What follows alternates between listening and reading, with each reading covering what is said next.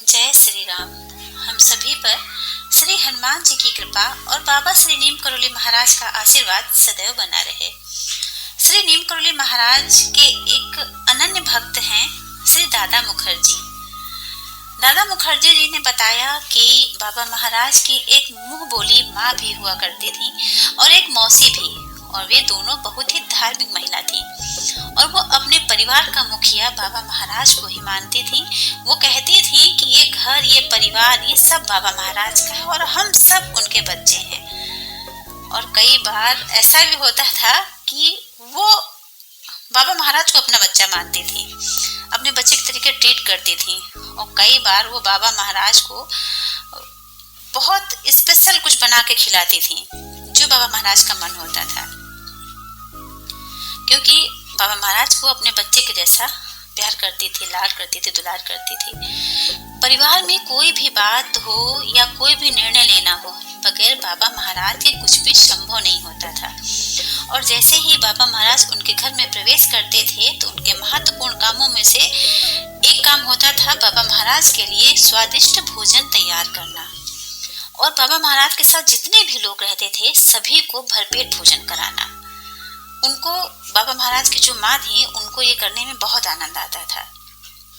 जब भी बाबा महाराज को भोजन करने का मन होता था तो बाबा महाराज उनसे कहते थे, माँ भूख लगी है, खाना खिलाओ।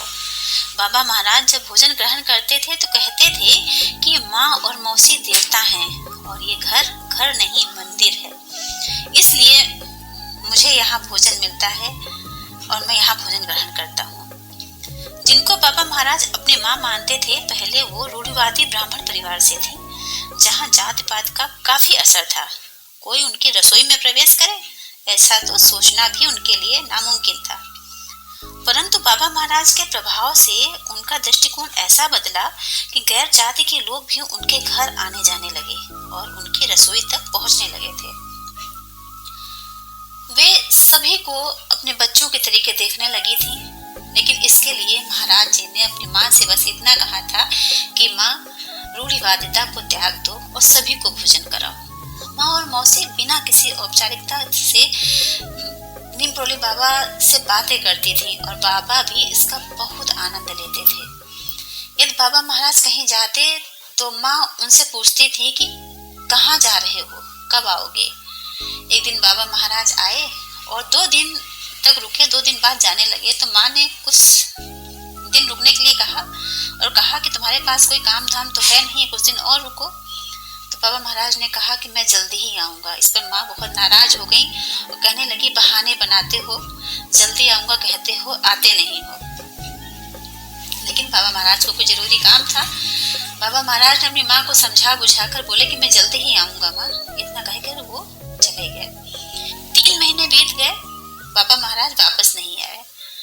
तो माँ बड़े गुस्से में घर में बातें कर रही, देखा हम लोगों को बेवकूफ बना दिया, अभी तक नहीं आए, 3 महीने हो गए हैं, अभी तक नहीं आए। इतना उनका कहना था कि बाबा महाराज सीधे उनके कमरे में प्रवेश कर जाते हैं, उनसे मिलने जाते हैं और कहते हैं कि माँ क्यों गुस्सा कर रही हो, मैं तो यही हूँ, मैं तो हमेशा आपके पास रहता हूँ। इस पर माँ बहुत प्रसन्न हुई और बड़ा आश्चर्य भी हुआ कि मैं इन पे इतने गुस्सा कर रही थी और ये तुरंत ही मेरे सामने प्रकट हो गए। बाबा महाराज ने कहा, मैं कहीं नहीं